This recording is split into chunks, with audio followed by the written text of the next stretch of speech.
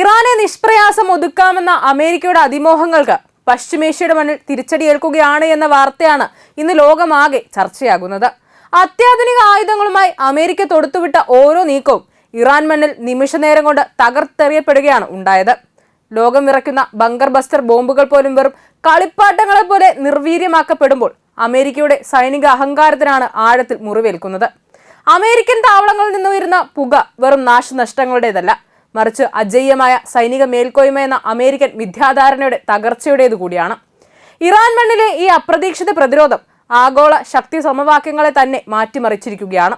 ഫെബ്രുവരി 28-ന് സംഘർഷം തുറന്ന യുദ്ധാവസ്ഥയിലേക്ക് കടന്നതിനു ശേഷം പേർഷ്യൻ ഗൾഫ് മേഖലയിലെ അമേരിക്കൻ സൈനിക സാന്നിധ്യം ശക്തമായ സമ്മർദ്ദത്തിൽ തന്നെയാണ്.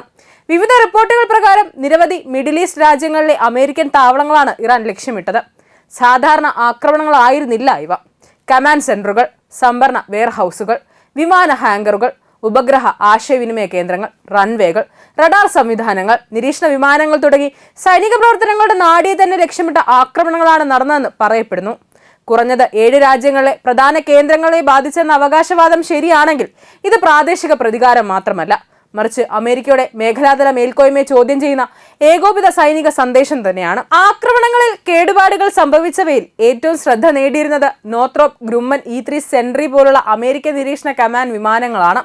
ഒരു താവളത്തിൽ നിർത്തിയിട്ടിരുന്ന ഇത്തരം വിമാനത്തിന് നാശനഷ്ടം ഉണ്ടായെന്ന റിപ്പോർട്ടുകൾ അമേരിക്കൻ സാങ്കേതിക ശക്തിയുടെ പ്രതീകങ്ങളിൽ ഒന്നിന് നേരിട്ട് ആഘാതമായി വിലയിരുത്തപ്പെടുന്നു.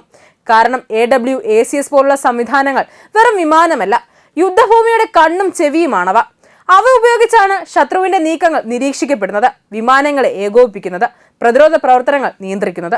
അത്തരമൊരു സംവിധാനത്തിന് കേടുപാടുകൾ സംഭവിച്ചാൽ അത് യുദ്ധതന്ത്രപരമായും പ്രതീകാത്മകമായും വലിയ തിരിച്ചടിയാണ് നേരിടുന്നത്.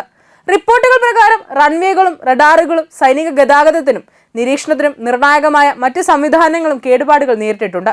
ഇത് വെറും കെട്ടിട നാശമല്ല, ഒരു താവളത്തിന്റെ പ്രവർത്തനക്ഷമത തന്നെ ബാധിക്കുന്ന തരത്തിലുള്ള ആക്രമണങ്ങളാണ്. റൺവേ ഉപയോഗിക്കാനാവാത്ത സ്ഥിതിയിലായാൽ വിമാനങ്ങൾ പറക്കില്ല. റഡാർ തകരുമ്പോൾ പ്രതിരോധ വലയം അന്തമാകും. ഉപഗ്രഹ ബന്ധം തകരുമ്പോൾ കമാൻഡ് ശൃംഖല താളം തെറ്റും. അങ്ങനെ നോക്കുമ്പോൾ ഇറാൻ സ്വീകരിച്ച തന്ത്രം വ്യക്തമാണ്. ശത്രുവിനെ നേരിട്ട് തോൽപ്പിക്കേണ്ടതില്ല, പക്ഷെ അവന്റെ യുദ്ധതന്ത്രത്തെ മന്ദഗതിയിലാക്കാം. ഇതിനൊപ്പം സാമ്പത്തിക ചെലവും വൻതോതിലാണ് ഉയരുന്നത്. അറ്റകുറ്റപ്പണികൾക്ക് കോടിക്കണക്കിന് ഡോളർ ചെലവാകുമെന്നാണ് അമേരിക്കൻ ഉദ്യോഗസ്ഥരെ ഉദ്ധരിച്ച റിപ്പോർട്ടുകൾ സൂചിപ്പിക്കുന്നത്. ഒരു ആധുനിക റഡാർ സംവിധാനത്തിന്റെ പുനഃസ്ഥാപനം, സുരക്ഷിത കമാൻഡ് സെന്ററുകളുടെ നവീകരണം, വിമാനങ്ങളുടെ പരിചരണം, റൺവേ പുനർനിർമ്മാണം, അധിക മിസൈൽ പ്രതിരോധ സംവിധാനങ്ങൾ സ്ഥാപിക്കൽ, ഇവയെല്ലാം അതിശയിപ്പിക്കുന്ന തുകയാണ് ആവശ്യമായത്.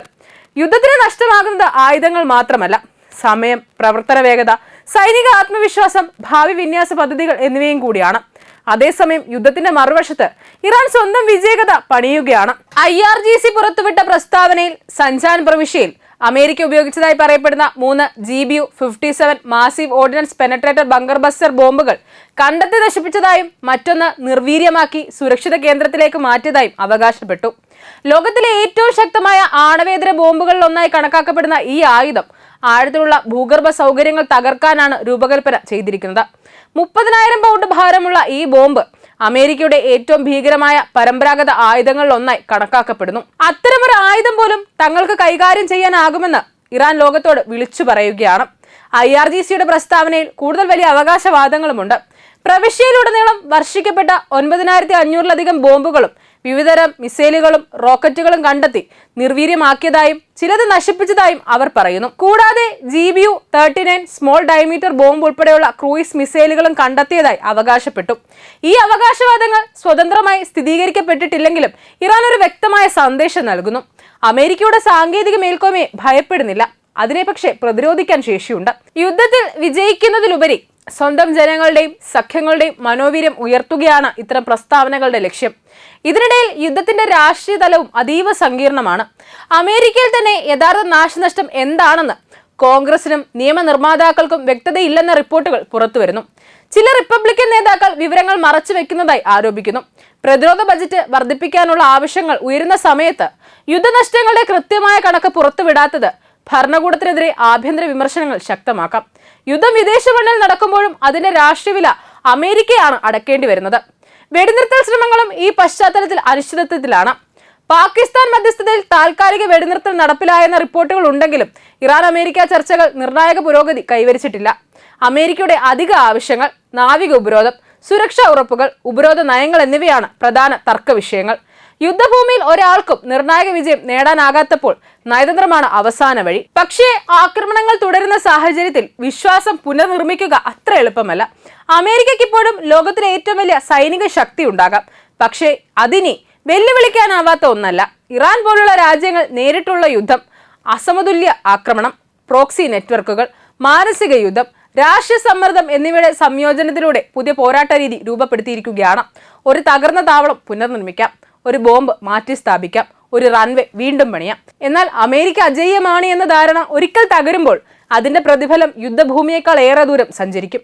അതുകൊണ്ട് തന്നെ പശ്ചിമേഷ്യയിൽ ഇപ്പോൾ നടക്കുന്നത് വെറും യുദ്ധമല്ല, ആഗോള ശക്തി സമവാക്യത്തിന്റെ പുനർലേഖനമാണ്.